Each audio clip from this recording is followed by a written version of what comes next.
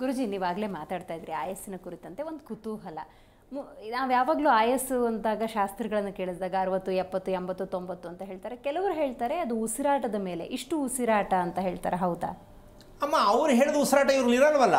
ಹಾಂ ಹಾಂ ಹಾಂ ಹಾಂ ಹಾಂ ಈಗ ಕ್ಯಾರೆಟ್ ತಿಂದರೆ ಕಣ್ಣು ಒಳ್ಳೆಯದು ಅಂತ ಹೇಳಿದ್ರು, ಹೌದಾ? ಒಬ್ಬನಿಗೆ ಬೆಳಗ್ಗೆ ಆಯ್ತಣ್ಣ ಸೀನ್ ಶುರುವಾಗುತ್ತೆ ಕ್ಯಾರೆಟ್ ತಿಂದರೆ. ಈಗ ಹೇಳಿದ ತಪ್ಪ, ಕೇಳಿಸ್ಕೊಂಡಿದ್ದ ತಪ್ಪ, ಮಾಡಿದ ತಪ್ಪ.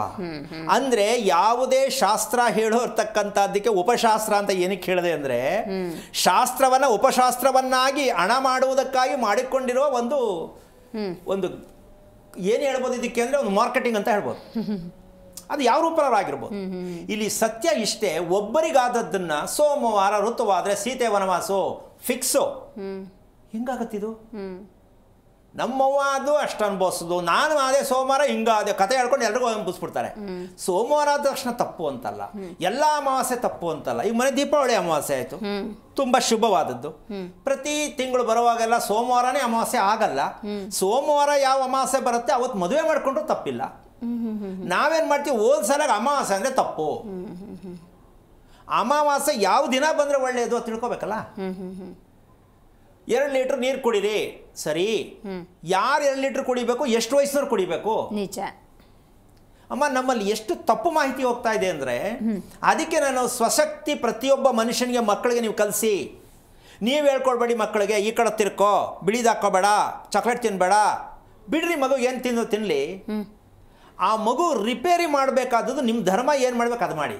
ಮಗುಗೆ ರಿಸ್ಟ್ರಿಕ್ಷನ್ ಹಾಕ್ಬೇಡಿ, ಆ ಕಡೆ ನೋಡಬೇಡ, ಈ ಕಡೆ ಹೋಗ್ಬೇಡ, ಆ ಥರ ಮಾಡ್ಕೋಬೇಡ. ಯಾವ ವಿಷಯಕ್ಕೂ ನೀವು ರಿಪೇರಿ ಮಾಡೋಕ್ಕಾಗಲ್ಲ. ಯಾಕೆ ಅಂದರೆ ನಿಮ್ಮ ದೇಹವನ್ನು ಅನುಸರಿಸಿ ಆ ದೇಹದ ಮೇಲೆ ಅಪ್ಲೈ ಮಾಡಕ್ಕೆ ಹೋಗ್ತೀರಾ ನೀವು. ನಾನು ಹಿಂಗೆ ಕುತ್ಕೋತೀನಿ, ನೀನು ಹೆಂಗೆ ಕುತ್ಕೋ, ಅದು ಹಂಗಾಗಲ್ಲ. ಯಾಕೆ ವಿಚಾರ ಅಂದರೆ, ಆ ಮಗುವಿನ ಒಂದು ಪೂರ್ಣ ಸತ್ಯ ನಿಮ್ಗೆ ಅರ್ಥ ಆಗಿರಬೇಕು. ಈ ಮಗು ಕುತ್ಕೊಳ್ಳೋದು ತಪ್ಪು ಮಾಡ್ತಾ ಇದೆಯಾ, ನಿಂತ್ಕೊಳ್ಳೋದು ತಪ್ಪು ಮಾಡ್ತಾ ಇದೆಯಾ, ಊಟ ಮಾಡೋದು ತಪ್ಪು ಮಾಡ್ತಾ ಇದೆಯಾ, ಅದು ಎಲ್ಲಿ ಮಲಗ್ತಾ ಇದೆಯಾ ಅದರ ಭಂಗಿ ತಪ್ಪಾಗಿದೆಯಾ, ನೀವು ಯಾವುದೋ ಒಂದನ್ನು ತಿಳ್ಕೊಂಡು ಮಕ್ಕಳ ಮೇಲೆ ಅಪ್ಲೈ ಮಾಡಕ್ಕೆ ಹೋಗಬಾರ್ದು. ಇಡೀ ಮನುಷ್ಯನ ಆಯಸ್ಸಿರೋದು ಎಲ್ಲಿ ಅಂದ್ರಮ್ಮ, ನಾವು ಫಸ್ಟ್ ತಿಳ್ಕೊಬೇಕು, ಮಲಗೋವರೆಗೂ ದೇಹ ನಿನ್ನದು. ಪ್ರತಿಯೊಬ್ಬರು ತಿಳ್ಕೊಬೇಕು. ನಾವು ಮಲಗೋವರೆಗೂ, ನಿದ್ದೆ ಬರೋವರೆಗೂ ದೇಹ ನಮ್ಮದು, ನಂತರ ಯಾರದು ಅಂತ ಹೇಳ್ಬೋದು. ದೇಹ ನಂತರ ಯಾರ್ದಾಗಿರುತ್ತದು ಇದು ತಿಳ್ಕೊಬೇಕು ಮೊದಲು. ನಮಗೆ ನಿದ್ದೆ ಬಂದು ಮಲಗೋವರೆಗೂ ದೇಹ ನನ್ನದು ಅಷ್ಟೇ. ನಿದ್ದೆ ಬಂದ ನಂತರ ಹೃದಯ ತನ್ನ ದೇಹಕ್ಕನುಸಾರವಾಗಿ, ಅಂದರೆ ಹೃದಯ ಉಸಿರಾಟ ಪ್ರಕ್ರಿಯೆಗನುಸಾರವಾಗಿ ದೇಹವನ್ನು ಪರಿವರ್ತನೆ ಮಾಡುತ್ತೆ. ಅಂದರೆ ಕೈ ಮೇಲೆ ಕೆತ್ತಾಕೋದು, ಅಥವಾ ಪಕ್ಕದವ್ರ ಮೇಲೆ ಕಾಲು ಹಾಕೋದು, ಅಥವಾ ಉಲ್ಟಾ ಮಲ್ಕೊಳಕ್ಕೆ ಹೋಗೋದು, ಕತ್ತಿಂಗ ಕ್ರಾಸ್ ಮಾಡ್ಕೊಳ್ಳೋದು, ಇದು ಹೃದಯ ದೇಹವನ್ನು ಹೆಂಗೆ ಬೇಕಂತ ತಿರುಗಿಸ್ಕೊಳ್ಳುತ್ತೆ. ಇಲ್ಲಾಂದರೆ ಮಲಗಿದ ಸತ್ತೋಗ್ಬಿಡ್ತಾರೆ ಜನ. ಹೃದಯ ನಮ್ಮನ್ನ ಕೆಲಸ ಮಾಡಿ ಚೇಂಜ್ ಮಾಡ್ತಾ ಇದೆ, ಆ ಹೃದಯದ ಮೇಲೆ ಉಸಿರಾಟ ನಡೀತಾ ಇದೆ ಅಂತಕ್ಕಂಥ ಸತ್ಯ. ಈಗ ಆರಿದ್ರಾ ನಕ್ಷತ್ರ ಕೇಳಿದೆ, ಅಪ್ರಾಣಿ ಅವರು ಯಾವ ಕಾರಣಕ್ಕೂ ಆರಿದ್ರಾ ನಕ್ಷತ್ರದವರು ನೇರವಾಗಿ ಮಲಗಕ್ಕಾಗಲ್ಲ, ಉಲ್ಟನೆ ಮಲ್ಕೋಬೇಕು.